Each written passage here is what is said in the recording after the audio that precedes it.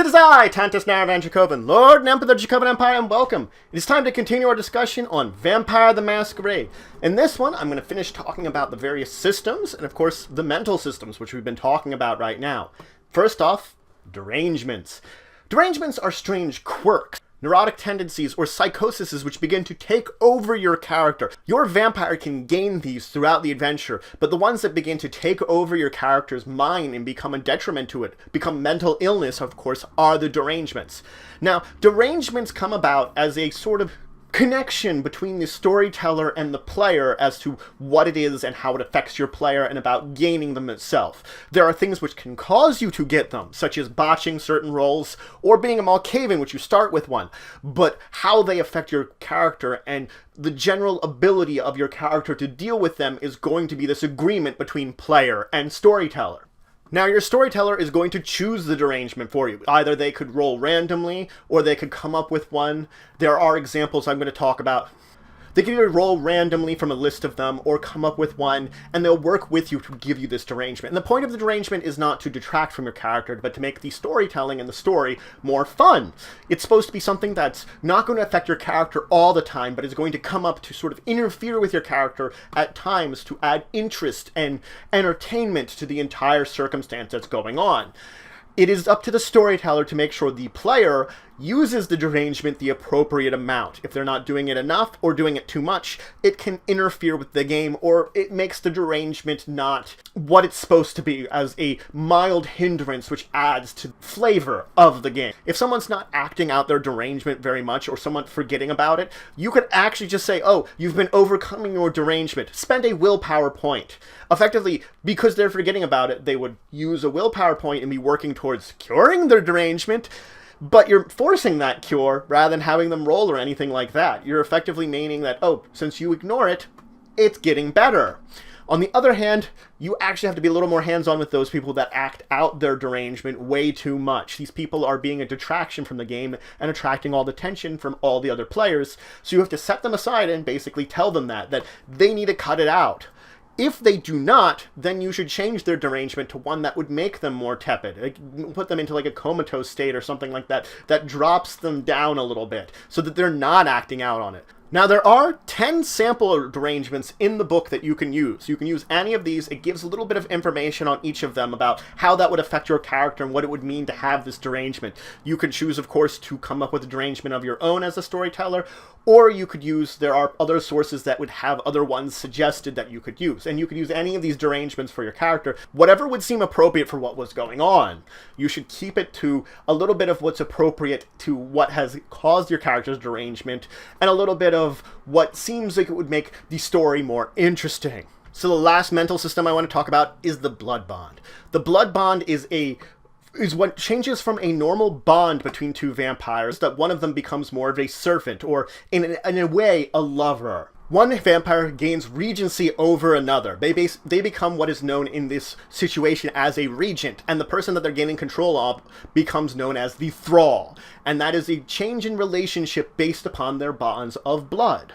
More often than not, this is between an elder and a neonate, but it can be any sort of bond. It doesn't necessarily need to be that. This has some ancient connotations to it, that's why it is also known as a blood oath, because there were some times when vampires would voluntarily enter into a blood bond to show respect and to give their control to a certain vampire. This is actually one of the major sources of distrust between kindred, because you never know who's actually a thrall of an elder that might be spying on you and who isn't. Now, the creation of the blood bond is when a vampire drinks from another vampire 3 times on 3 separate occasions, effectively 3 different days. And it could be any amount of blood, from a little sip to merely a taste of it. If you're more powerful vampire, such as an elder, then they only need a little taste in order to count as a session of drinking it.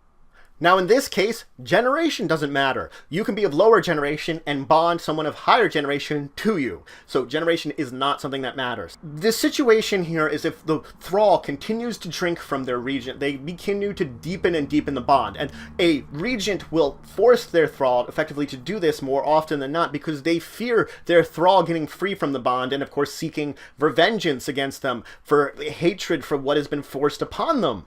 Now, there are circumstances and rituals that can actually bond someone to a group, not just an individual, so you can become bonded to large groups of people. Considering this fact that you as a player will be already partially bonded to your sire, or a newly created vampire has always got that step towards being bonded with their sire because they drank their blood to begin with. Tremere are a little more of an exception because Tremere neonates are also one step along the way of being bonded to their clan, the group as a whole. Now, a blood bond is very much so an emotional bond. The thrall sees the region as someone that they can obsess over, that they almost even love, and that this emotion can be overcoming them. They seek to do everything to help them out, to serve them, to protect them. They may recognize that they're under this influence, but they can't really do anything about it. They're infatuated with this, and they're willing to put themselves in harm's way in order to protect the person they're bonded with.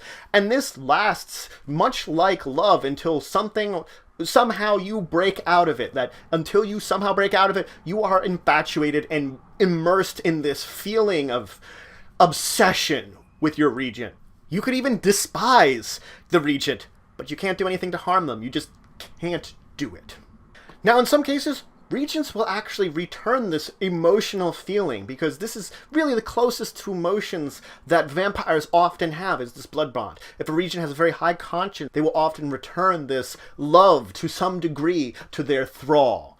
Now, there is an advantage regents have over thralls. The first one is dominating them. They don't have to have eye contact to dominate a thrall. The thrall just has to hear their voice.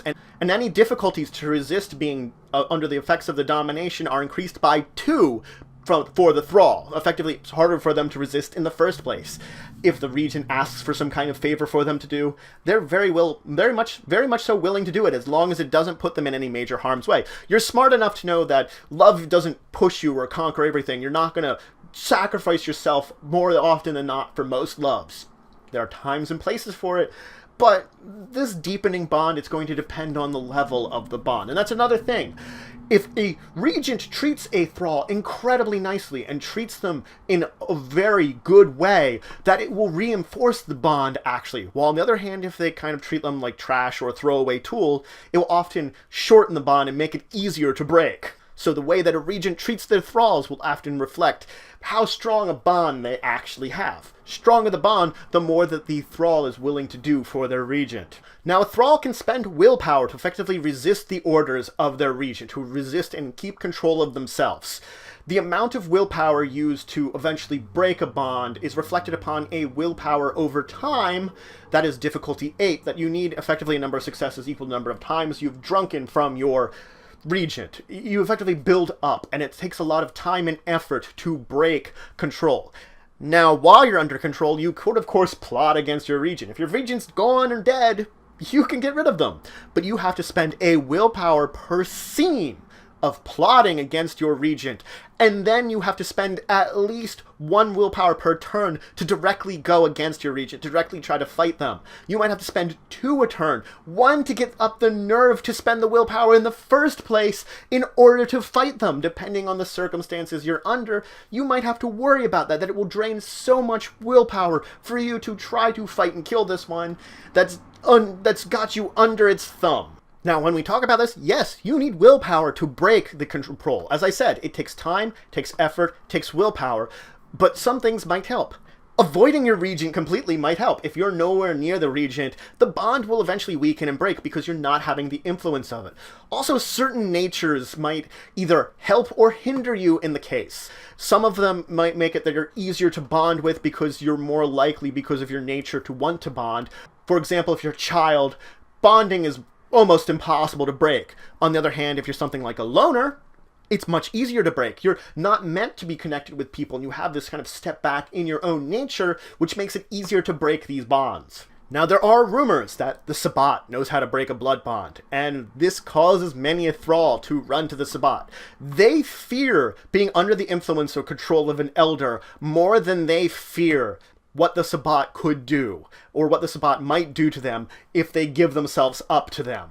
So it goes to show you that the blood bond has much more of a emotional and physical hit than fear of their own existence, almost in some ways, that the vampire fears control. So that's it for today. I finished up the systems in the book. I finished talking about derangements and, of course, the blood bond.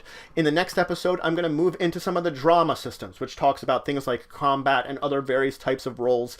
It's a little less psychological, more rolling. So if you have any questions, comments, anything to say, anything I think I left out, please leave in the comments below. Please like, share, subscribe. It shows your support for the channel, the Empire, and the work I do. And until the next time, I bid you farewell.